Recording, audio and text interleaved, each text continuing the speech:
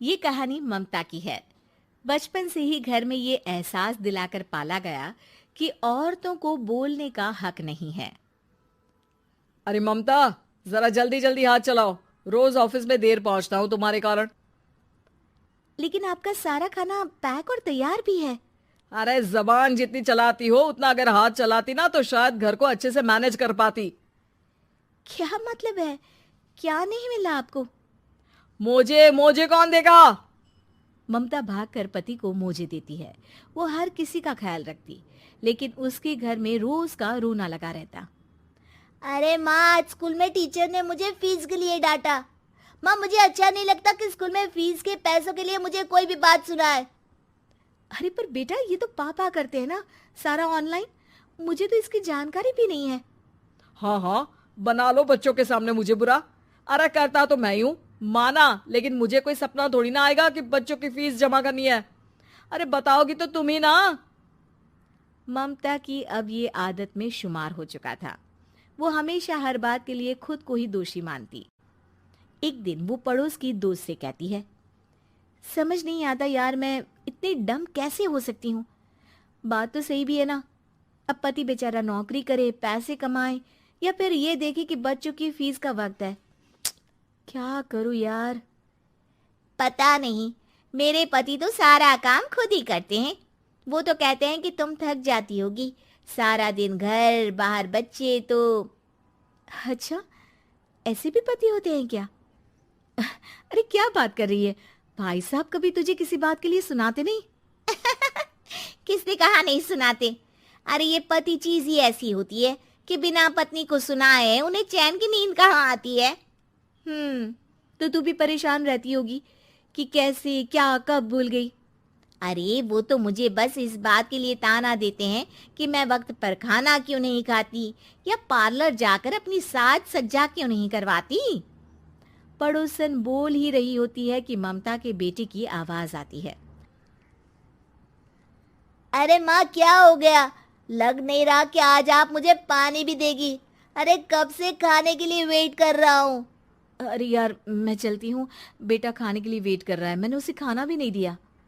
अरे 12वीं में पहुंच चुका है तुम्हारा बेटा, उसे बोलो खुद पानी लिया करे। मैंने तो अपने बच्चों को काम करना सिखाया है। अरे यार, खुद की भी तो कोई लाइफ है। माना जब नहीं कर सकते थे तो किया, लेकिन अब इतने बड़े बच्चों की हर बात मानेंगे तो मुश्किल तो अपने को ही होगी। ममता को पड़ोसन की बात में दम तो लगता है, लेकिन करे क्या, आदत भी तो खुद ही ने डाली थी। ममता घर जाती है कि तभी बेटी आ जाती है। माँ, परसों मुझे एक शादी में जाना है। तेरी वो जो लाल वाली साड़ी है ना, उसे दे देना। मैं आज जाकर टेलर को दे दूंगी, वो उस साड़ी से सूट बना देगा। अरे नहीं नहीं तारा, वो मेरी माँ ने मुझे दी थी और उस साड़ी से मेरी काफी भावनाएं जुड़ी हैं। तुमको ना मैं दूसरी साड़ी दे दूंगी। ओके, कोई बात नहीं, लेकिन आज दे ही देना पक्का। तारा माँ की साड़ी से सूट बनवाकर पार्टी में जाती है, लेकिन जब वो पार्टी से लौटती है, क्या है, मैं तो समझ ही नहीं पा रही हूँ। अरे जब वो साड़ी मांगी थी तो ये छल्ली सी साड़ी क्यों दे दी? मैं ही पागल थी जो इस साड़ी का सूट बनवा लिया मैंने। माँ, जानती भी हो कि कॉलेज में मेरी कितनी हंसी उड़ी। तभी वहां ममता का पति सुनील आ जाता है। अरे गवार औरत, जब बेटी साड़ी मांग रही थी तो दे देती ना। अरे पापा, इनके तो इमोशंस जुड़े थे उस साड़ी से। ममता इतने सब के बाद भी कुछ नहीं बोलती। मेरी बेटी की बेइज्जती हो गई, मैं बिल्कुल बर्दाश्त नहीं कर सकता ये। मैं नहीं चाहता कि मेरी बेटी से कोई भी ज्यादा सुंदर लगे पूरे कॉलेज में। जी, वो पढ़ने में तारा बिल्कुल अच्छी नहीं है, उसकी पढ़ाई पर आप ध्यान दीजिए ना। अच्छा, अब तुम मुझे बताओगी कि मुझे किस पर ध्यान देना और किस पर नहीं। रमेश जैसा ही ये वाक्य पूरा करता है, ममता की बेटी और पति उस पर जोर जोर से हंसते हैं। अरे ठीक है ना, पता ही नहीं चला कि कैसे वक्त इतना बीत गया। अरे कैसे पता चलेगा माँ, हम लोगों के पीछे जो तू बैताल की तरह चिपकी रहती थी, तुझे कैसे वक्त का पता चलता। ममता को पहले सास ससुर, फिर पति और बच्चों की तरफ से इस तरीके की बातें सुनकर उसका मन बहुत दुखी रहता था। एक दिन, सुनो ना, बहुत दिनों से कमर के नीचे बहुत दर्द रहता है। कल मैंने देखा तो एक फोड़ा था। अरे ममता, एक बार अपने पति से बात करो, वो तुम्हारा फोड़ा डॉक्टर को दिखा देंगे। अरे नहीं नहीं, वो तो गुस्सा हो जाएंगे। अरे क्यों गुस्सा हो जाएंगे? तुमको दर्द है? हाँ, लेकिन वो यही बोलेंगे कि ऑफिस जाऊं या फिर तुम्हें लेकर डॉक्टर के पास। तो बेटे से ही बात कर ले। अरे वो तो मैं कर लूं, लेकिन फोड़ा है ऐसी जगह कि उसे बताते मुझे शर्म आएगी। लेकिन कुछ ना कुछ तो करना जरूरी है ना, ऐसे कब तक फोड़े के दर्द से तड़पती रहेगी? अब तो सोच रही हूँ कि इनसे बात कर ही लूं, वरना दर्द के मारे कहीं मर ना जाऊं। लेकिन शाम को, ममता, क्या किया तुमने आज? खाने के डिब्बे में कैसा खाना दिया था? दाल खराब हो गई थी। कब की थी? दाल तो मैंने सुबह ही बनाई थी, खराब कैसे हो गई? अच्छा सुनिए ना, मुझे कहना है कि अरे गरम दाल बंद करोगी तो ऐसा ही होगा ना। बेइज्जती हो गई सबके सामने मेरी। ऑफिस वालों ने ऐसा मजाक उड़ाया कि क्या बोलूं। कल से ठीक से खाना देना है तो देना, वरना खाना देना बंद कर देना। बाहर खा लूंगा मैं। ममता, जो पति से अपनी परेशानी बताने वाली थी, वो अब ये सोचने लगती है कि कल से पति को खाने में क्या दे।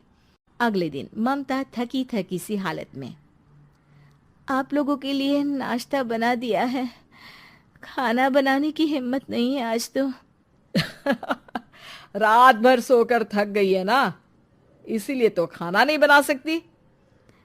हिम्मत नहीं हो रही है, मैं बस सोने जा रही हूँ। बस मैडम को सोने का बोल दो, फिर देखो कैसे सोती रहती है। माँ, फिर वही पराठा सब्जी। अरे हमारे साथ के दोस्त एक से बढ़कर एक नाश्ता खाना लेकर आते हैं, आप तो बस। सभी घर से निकल जाते हैं, लेकिन जब शाम को बेटा घर आता है तो घर में अंधेरा रहता है। बेटा लाइट जलाता है। क्या माँ, तुम्हारा भी जवाब नहीं है बिजली का बिल बचाने के लिए? वो बोल ही रहा होता है कि सामने माँ जमीन पर लेटी मिलती है। वो उसके पास जाता है। अरे माँ, क्या हो गया माँ? तभी वहां पड़ोसन आती है। अरे बेटा, तुम्हारी माँ के पैर के पास एक फोड़ा है, जिसके कारण ये लगातार कमजोर होती जा रही थी। मैंने उसे पहले ही कहा था कि घर में बता दो, लेकिन तुम्हारी माँ किसी को तंग करना नहीं चाहती थी। तभी वहां डॉक्टर आ जाता है। अरे इनके ऑर्गन में दिक्कत है, कोई बात है जो इनके मन में खटक रही है। अरे नहीं नहीं, इसके मन में कोई बात नहीं है, कोई काम है नहीं ना इसके पास, सारा दिन बस घर में ही रहती है।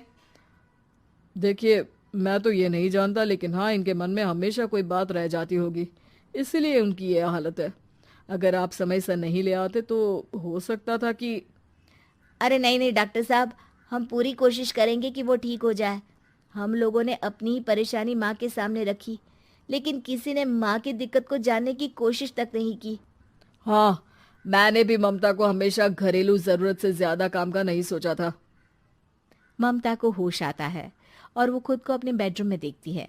वो उठने की कोशिश करती है कि माँ, अब आप नहीं उठेंगी, हम लोग है ना, हम लोग आपको पूरी तरह से खुश रखने की कोशिश करेंगे।